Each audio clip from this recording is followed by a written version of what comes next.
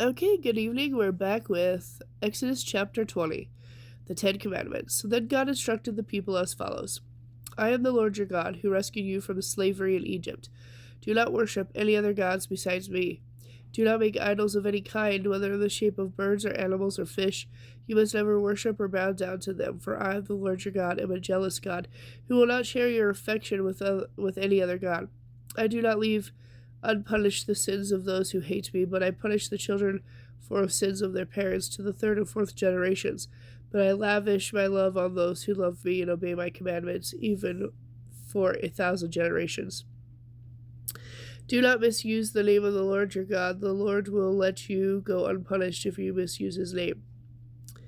Will not let you go unpunished if you misuse his name. Remember to observe the Sabbath day by keeping it holy.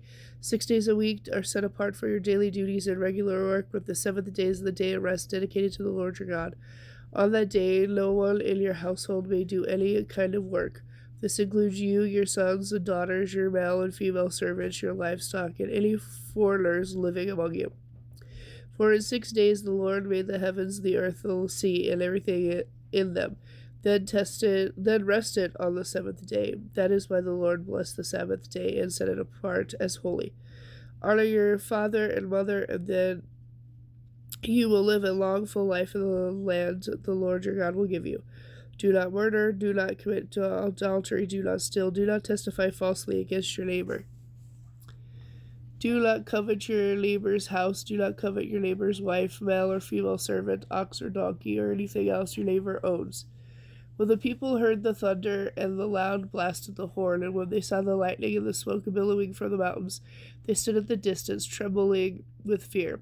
And they said to Moses, You tell us what God says, and we will listen, but don't let God speak directly to us. If he does, we will die.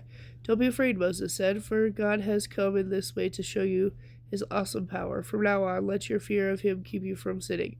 As the people stood in the distance, Moses entered into the deep darkness where God was. Proper use of altars.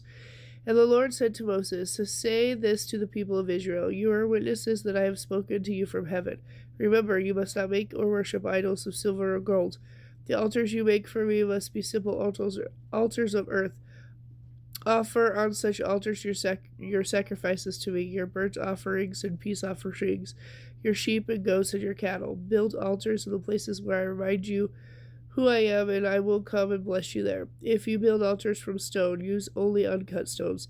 Do not chip or shape the stones with a tool, for that would make them unfit for holy use. And you may not approach my altar by steps. If you do, someone might look up under the skirts of your clothing and see your nakedness. Exodus chapter 21. Fair treatment of slaves.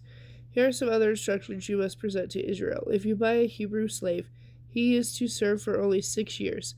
Set him free in the 7th year, and he will owe you nothing for his freedom. If he was single when he became your slave and then married afterward, only he will go free in the 7th year. But if he was married before he became a slave, then his wife will be freed with him.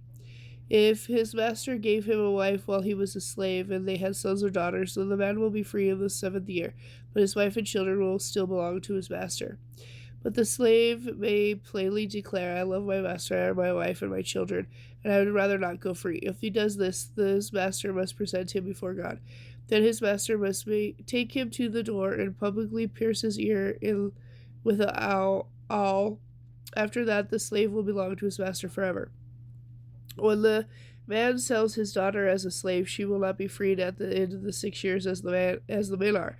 If she does not please the men who bought her, he may allow her to be bought again, but he is not allowed to sell her to foreigners, since he is the one who bought the contract with her. And if the slave girl's owner arranges for her to marry his son, he may no longer treat her as a slave girl, but he must treat her as his daughter. If he himself marries her and then takes another wife, he may not reduce her food or clothing or fail to sleep with her as his wife. If he fails in any of these 3 ways, she may leave as a free woman without making any payment.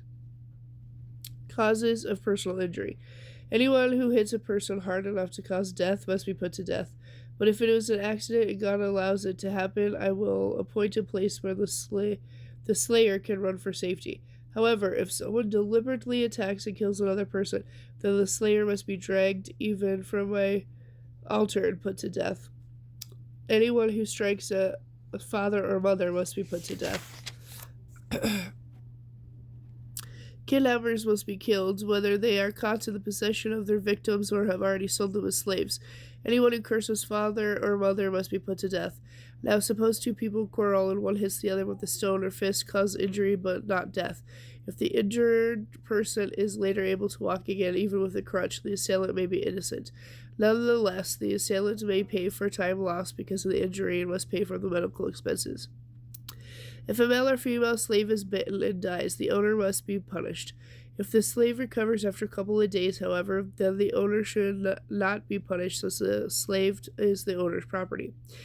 Now, suppose two people are fighting, and in the process they hurt a pregnant woman, so her child is born prematurely. If no further harm results, then the person responsible must pay damages in the amount of the person's husband demands and the judges approve. But if any harm results, then the offender must be punished according to the injury. If the result is death, the offender must be executed. If an eye is injured, injure the eye of the person who did it. If the tooth gets knocked out, knock out the tooth of the person who did it. Similarly, the payment must be hand for hand, foot for foot, burn for burn, wound for wound, bruise for bruise. If an owner hits a male or a female slave in the eye and the eye is blinded, then the slave may go free because of the eye. And if an owner knocks out the tooth of a male or a female slave, the slave should be released in payment for the tooth. If a bull gores a man or a woman to death, the bull must be stoned, and its flesh may not be eaten. In such a case, however, the owner will not be held liable. Suppose, on the other hand, that the owner knew the bull had gored people in the past, yet the bull was not kept under control. If this is true, if the bull kills someone, it must be stoned, and the owner must also be killed. However, the dead person's relatives may accept payment for the owner of the bull to compensate for the loss of life. The owner will have to pay whatever is demanded. The same principle applies if the bull gores a boy or a girl. If the bull gores a slave, either male or female, the slave's owner is to be given 30 silver coins in payment, and the bull must be stoned. Suppose someone digs or uncovers a wall and fails to cover it, and then an ox or a donkey falls in it. The owner of the well must pay in full for the dead animal, but then gets to keep it. If someone's bull injures a neighbor's bull and the injured bull dies, then the two owners must sell the live bull and divide the money between them. Each will also own half of the dead bull.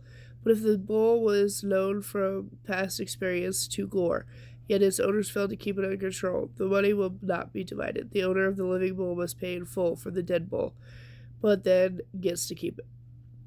Okay, and with that, I'll be back tomorrow with Exodus chapter 22.